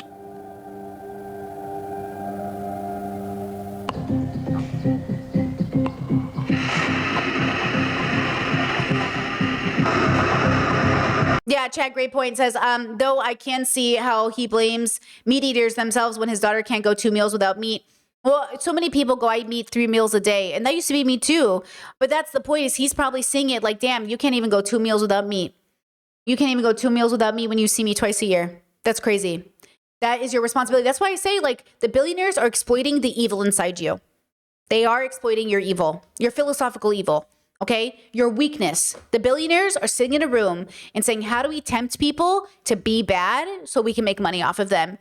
And I'm saying, it's not you against them. It's nature against itself, okay? They are the rock, you are the wave, and they're just trying to calculate how many times you're going to slam against them and if they can collect water on the way out. You know what I'm saying? Like, they're just finding new ways to, like, you know what I mean? They're surviving too. If you want to look at it another way, you could say billionaires are surviving too. That's their problem. They're too much in survival mode. So they're like, I'm going to be the king of the jungle. And I'm like, when you're not in survival mode, you don't think about being a top dog. If you are not in survival mode, you're not worried about being the richest, the strongest, whatever. You're just living your best life. So yeah, like that's the problem, is like they're so in survival mode and they don't give a fuck. Okay? And I'm saying, if we could only liberate children out of thinking this is how you should live your life. Okay? Like, one of my favorite things one of my brothers ever said to me is like, hey bro, you know what I realized? I was like, tell me. He's like, it's okay to have a job. I was like, yeah, bro. He's like, just a normal fucking job. Clock in, clock out. Save money, feed my family. I'm like, yeah. He's like, yeah, what the fuck was I worrying so much? And I was like, because the world told you weren't good enough unless you were rich, or you weren't good enough if you weren't an entrepreneur, or you weren't good enough if you weren't like, had something to brag about. Get a job, pay your bills, call it a day. You know, do the best you can, pick an industry that's basically ethical, call it a day. You know, we're always fighting this, I'm never good enough, I'm not tall enough or skinny enough or white enough, because racism or anything else. Like, and I'm just saying, fucking deconstruct all that shit. Pull it down, dismantles that shit, restart, custom life, be kind, you know? Stuff like that. Oh no, be nice. That was so mean.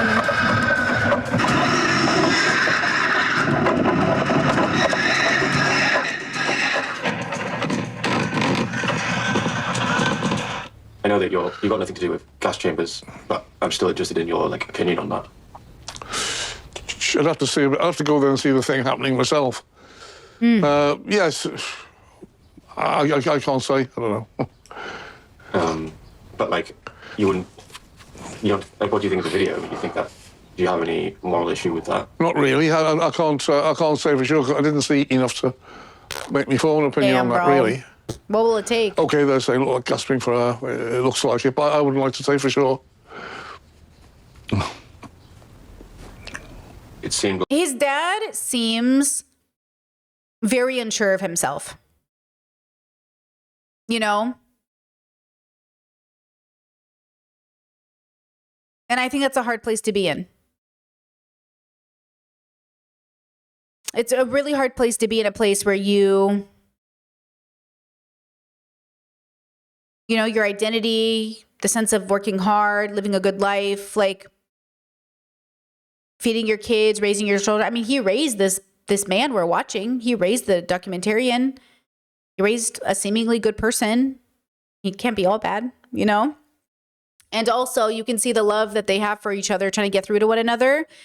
But it's deeper than this. Whatever, you know, is going on in his dad's childhood, his dad's life, his relationship with his parents, like, who knows all the layers that brought him to this moment, you know? Like, it seemed like some of the pictures showing escape behavior, like trying to get out of the chamber, panicking, moving around a lot. But they always would. It's not because of the CO2, it's because they're confined and they don't like it and they want to get out. That's understandable. Yeah. I don't know, I guess when I see that, I think, oh, okay, that's clearly, there's suffering there. It seems to me like the pigs are suffering. That's Elle's argument about veganism, is that you're killing an animal that doesn't want to die.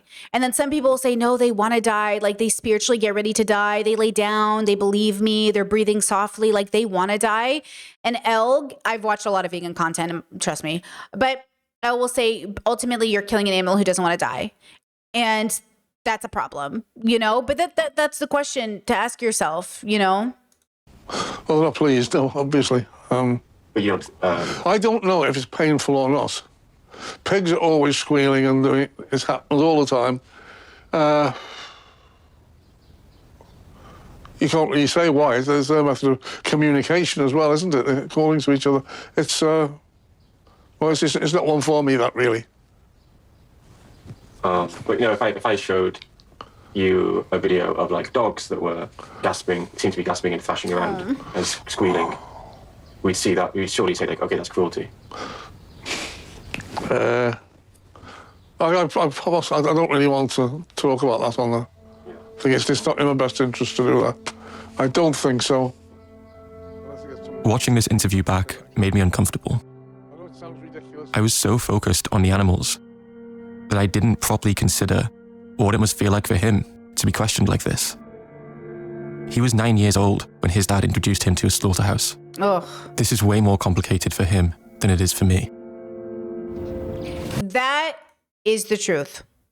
You know how we, guys, as an Assyrian whose parents justified a lot of abusive behavior because of culture, the reason I get annoyed when people go, oh, it's the culture, is because I heard that my whole fucking life.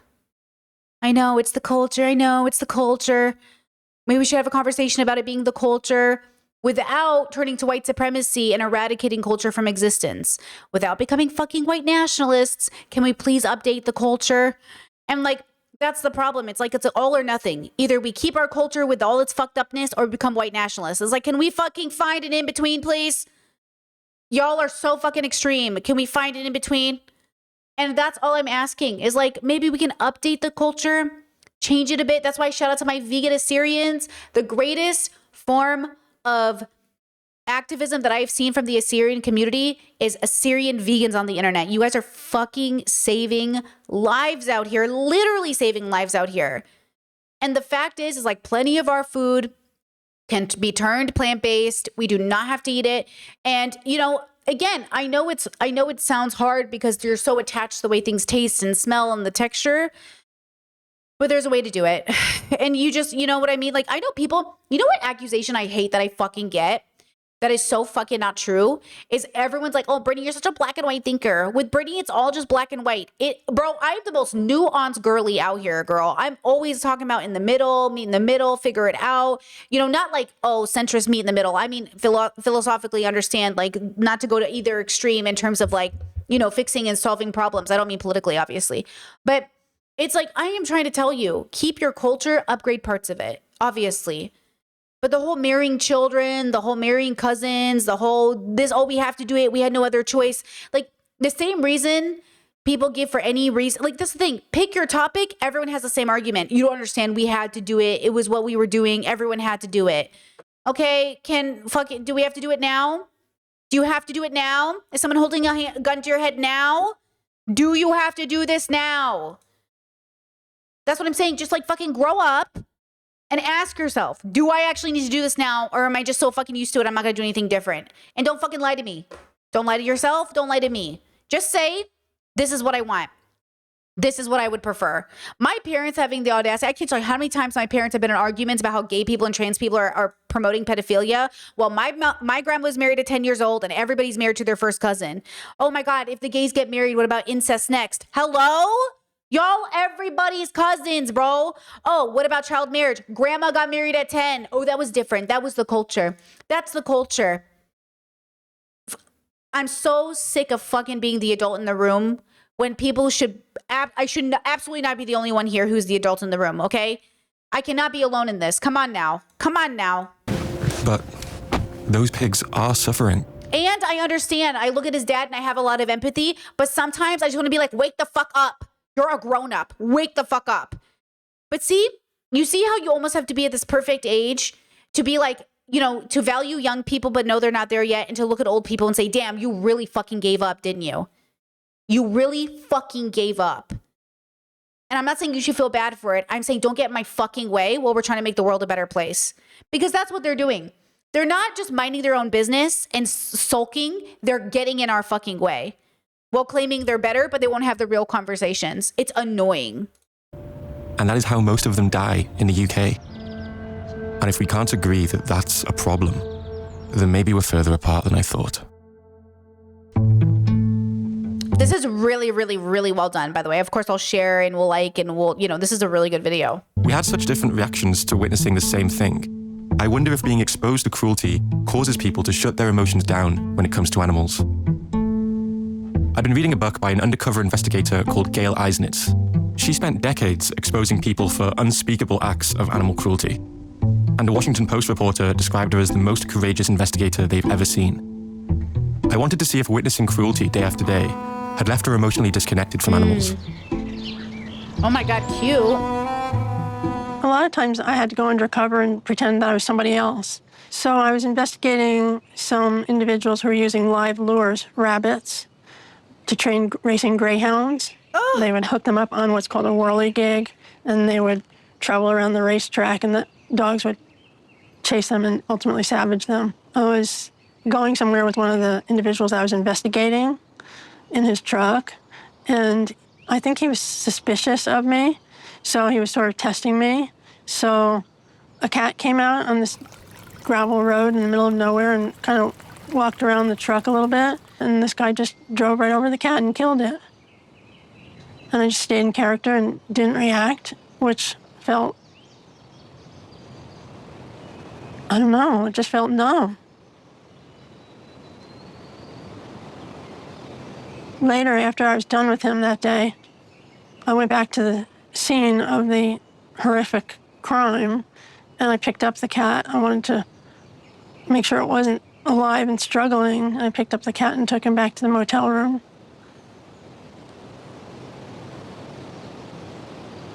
When you picked up the cat later on, did you allow yourself to feel emotions then, or were you still numb? I was still numb. I just didn't feel. I think I was about... Sheesh, brother. But yeah, I believe it. I think that's the cruelty of human beings. That's what I'm saying. We give ourselves way too much credit for being good people instead of recognizing how much evil we have inside of us. Again, evil is an action. It's a construct based off the subjective. But, like we're so capable of doing so many evil things directly. He directly ran over that cat. Directly. Same thing with eating meat. Do you need to directly eat meat today? Do you directly need to do it? You as an individual, do you need to directly eat meat? Okay? You're the only one person who can make that decision. Okay? But for a lot of people, whether you're running over the cat or engaging in eating meat, it's the same for some people. I know it's not literally the same, quite literally not the same.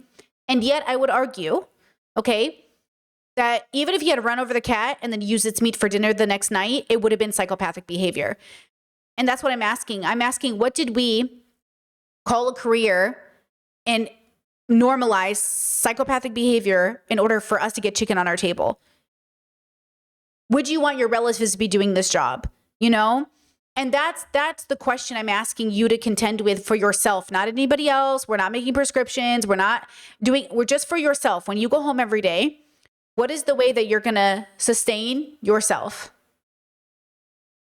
And think about it from that perspective.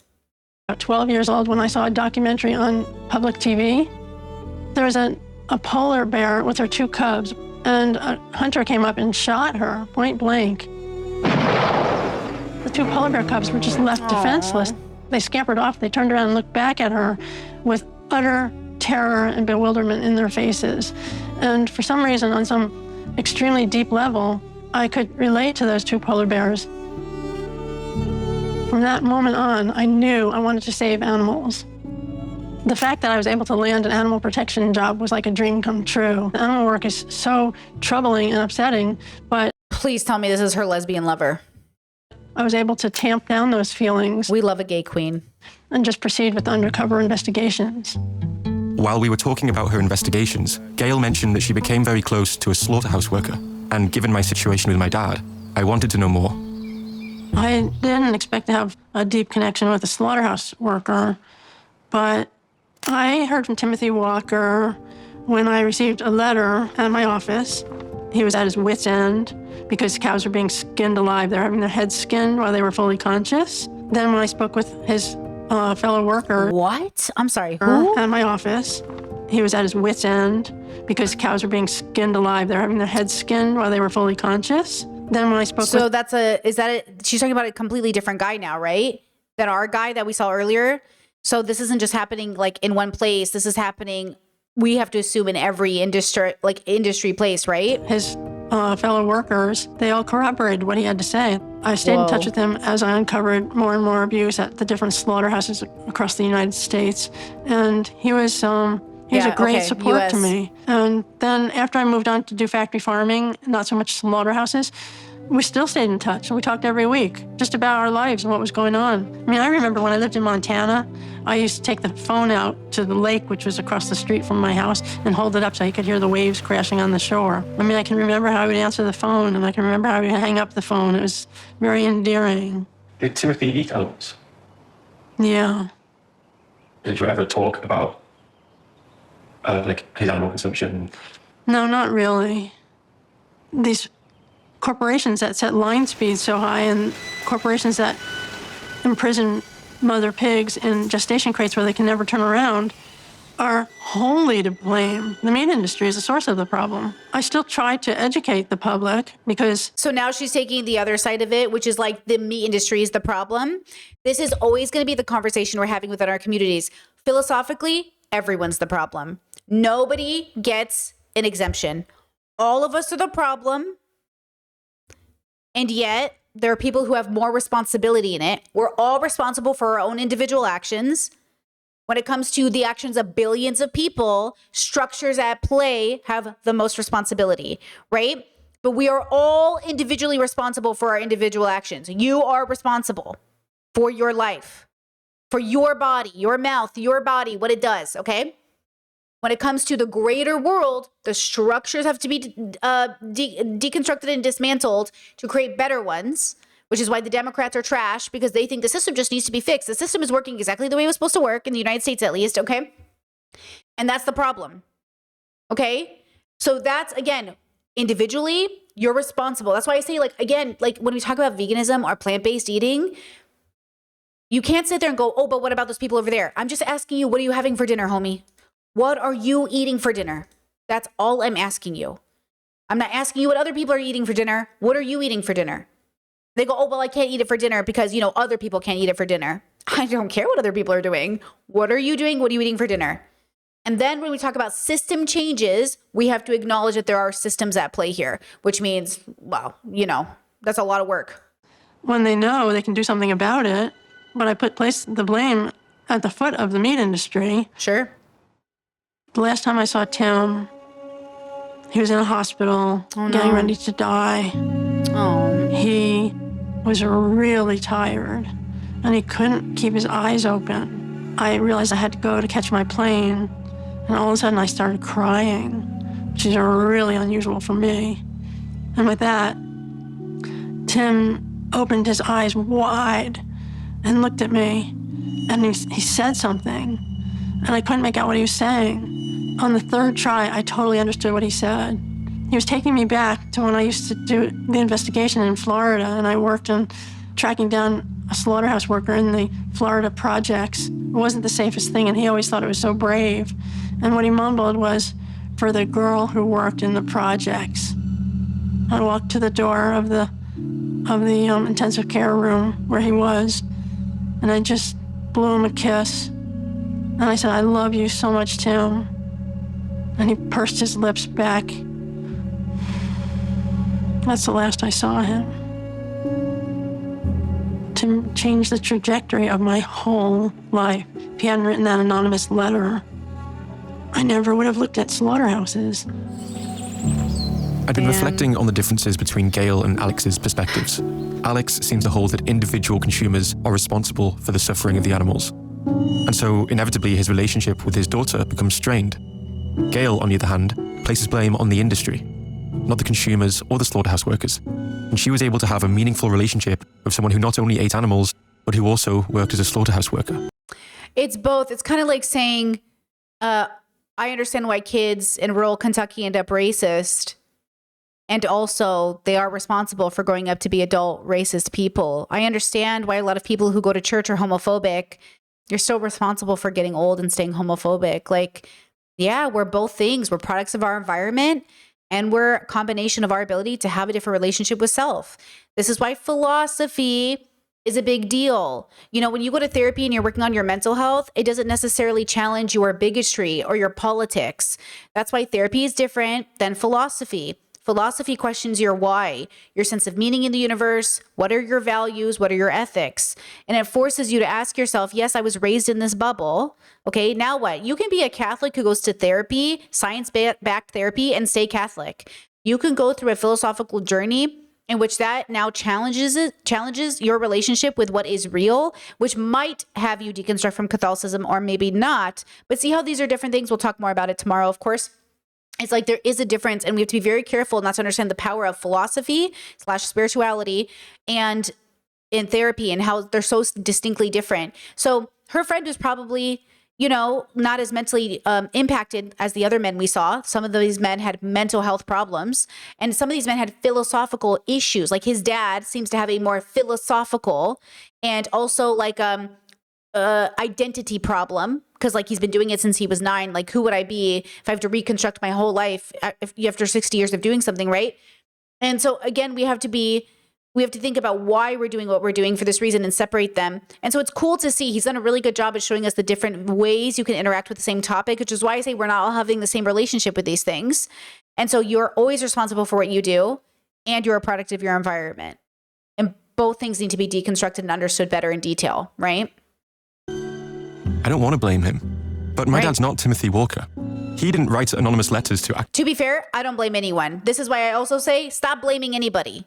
Nobody's to blame. Everybody is responsible. No, take the shame out of it. Blame is shame. Stop shaming people. It doesn't work. We have no data to show shaming truly works long term. Nobody's to blame. Everybody's responsible. That's a much more empowering way, I think, to see things, is to say like, hell yeah, I am responsible. Let me act. Let me act, you know, with dignity. Versus, oh, I'm so ashamed, I can't do it. I'm at fault. It's my fault. I'm guilty. Because like they don't want to be blamed. Because it sucks to be in trouble. Nobody wants to be in trouble. Okay, but then be responsible and do the right thing. Activists alerting them of animal cruelty. After meeting Gail, I headed to Luxembourg as I was speaking at the International Animal Rights Conference.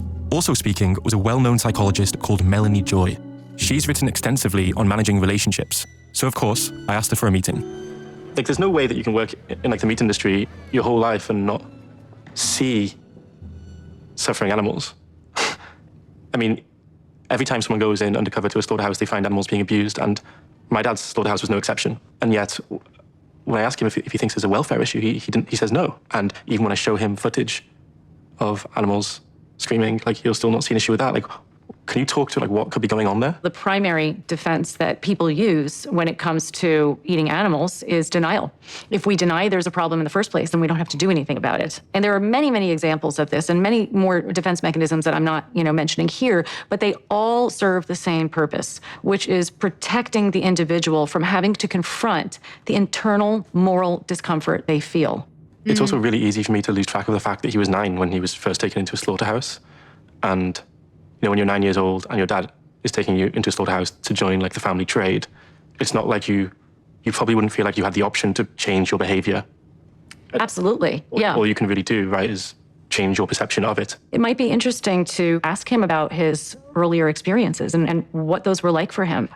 Has he ever seen you vulnerable? Have you been vulnerable in front of him? No. So his experience... Yeah, like for the record, my nieces and nephews, like the oldest one, he's taking care of animals, housing them, feeding them, caring for them. He's also slaughtering them. He's also barbecuing them. He's also like learning how to fend for himself. He's well-adjusted, seems to be doing fine. And that's the thing. Like when he calls me, he goes, "Oh, Auntie Brittany, today I did this and this." I'm like, "Oh, that's very interesting. Like, how did you feel about it?" Like at the end of the day, yeah, like we've been killing things for all of our existence. Most of them, like she said earlier, they're not going to be traumatized. Like it's not going to be a traumatizing experience if it's done well. That doesn't mean they might not grow up and have a different relationship to it. Like he's probably not going to be traumatized over this. And that's probably because he's around a whole community of people, friends, family, where they're all doing this and they're all perfectly like pretty well adjusted. So the question isn't like, is it inherently traumatizing, because traumatizing doesn't mean that it's right or wrong. You can do something that's wrong and not be traumatized over it. That doesn't mean life isn't traumatizing. So we have to be careful too when you think about what's right or wrong. You can do a wrong thing and not have a direct consequence in the way that you like would then say, oh, this is wrong because it's traumatizing. You know what I mean? Has been much more in this sort of cerebral mode of you saying, look at this, look at how horrible this is. And him being resistant to that and defensive against it. Yeah, it hasn't been through like me talking about my experience and how much this matters to me. That's something I haven't thought of doing. What about just writing this down in a letter? And you could just, extrovert your thoughts and your feelings into this letter, put it in an envelope, seal it, and sleep on it for a day or a week or a year or a decade. You decide what you want to do with it. Maybe you give it to him, maybe you don't. I didn't feel ready to write the letter. So I went home. Is this the letter? Is this documentary the letter? Pretty brave of his dad to have the conversation with him and be featured in this video. To ask my dad one last question.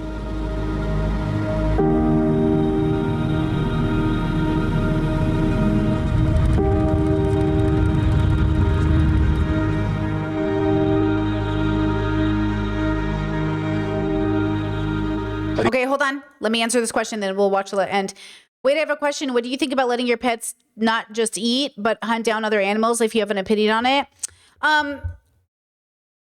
Indiana used to be an outdoor-indoor cat because we didn't have screens on our house. And Indiana would bring back birds all the time, and I'd feel mortified every time she brought me back a bird. I'd be like, please, Indiana, stop bringing me back birds. And I think ultimately we've made a choice to make her a completely indoor cat for a lot of reasons. One, I don't want any more birds at my doorstep. And two, with that said, we do buy her animal meat to eat, so she eats animals. But I will say that I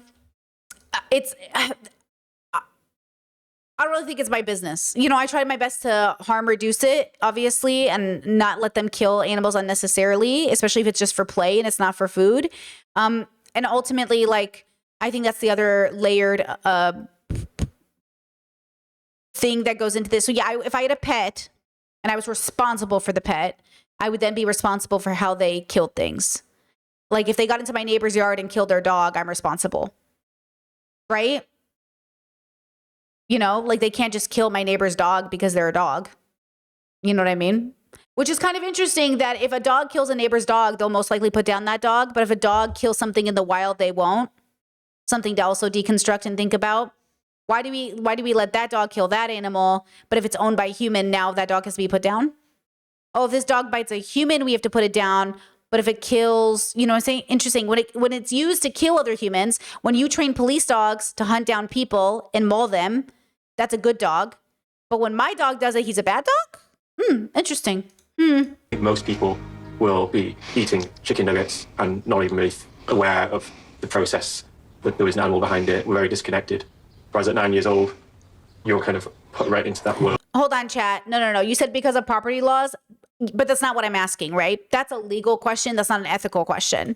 That's not a moral question. So I'm asking the philosophical, moral, ethical question to be, remember, stay in the lane of philosophy, right? Because obviously if we went into legal, then we could talk about why children should be legally married, because within the state's rights, the children have the right to do it. And that's why we can't think about it from a legal perspective. The law is a disgusting, you know what I mean? We have to think about the ethics. And you're not disconnected.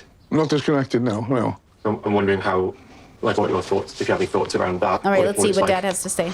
Maybe as a child, being closer to the process than other people.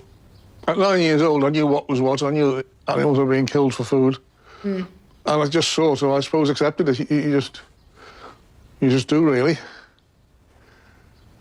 It just seemed to me the norm. So, and I don't think I thought much about it beyond that. Key point. Most people don't think about anything past a point. But what's worse is they get to a point and they go, that must be the answer, and they stop. And I'm saying for the rest of my life, and hopefully for the rest of yours, we will constantly be thinking about these things, and we won't just stop and say, oh yeah, I never really thought about it before. We should say, oh, we have a tendency as a species to not think about things for too long. Let's force ourselves. That's what introspection is. It's to actually engage with the introspection and the extrospection to say, let me attempt to utilize this thing called a brain in order to problem solve things, in order to get to the next understanding. To actually see something being slaughtered, that might have jumped out and hit me a bit more. I suppose it did. Your brain somehow takes it on board. You get used to it, habituate it.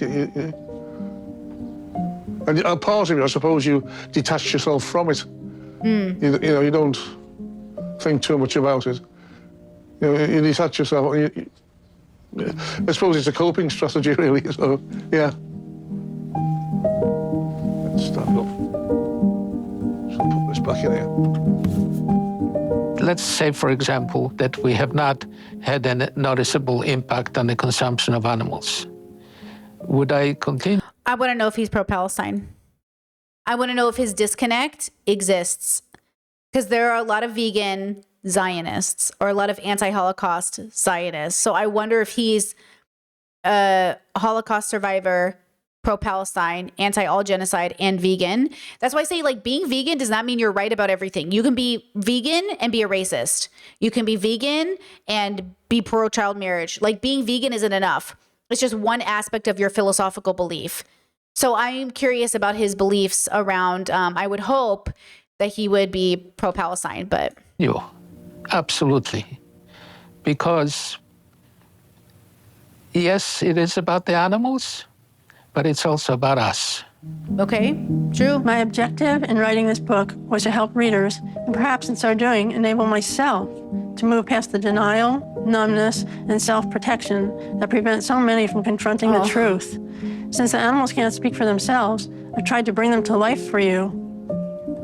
Now that I, and hopefully others, are becoming aware, we can finally contemplate the isolation and alienation experienced by those defenseless beings raised and slaughtered for food. I wish the animals I've written about, and countless billions of others, could know, on some universal level, that someone, somewhere, was mourning their pitiful lives and violent deaths, crying for those in factory farms and slaughterhouses. Does anyone know we're here? Yes, we know. We've heard and we've listened. We know you are there. Makes me really sad. Oh.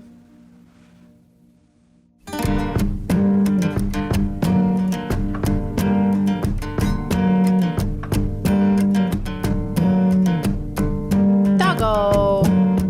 You look like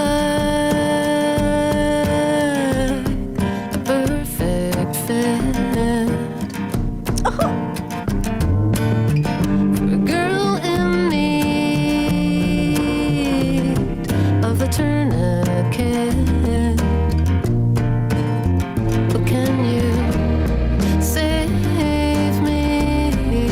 I've never been very good at understanding how I feel, but this much I know. Conscious experience matters. Yours, mine, theirs, all of us. You and I have been born into a world where it is accepted to bring billions of animals into existence, only to live lives full of pain. I don't really know how to help them, and it's breaking my heart. I don't blame you. I never did.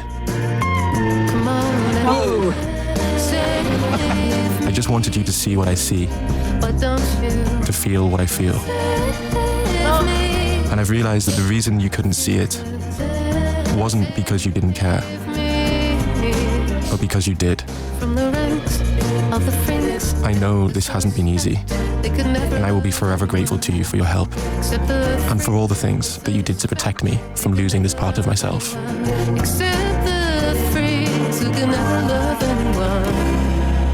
Love, your son, Jack.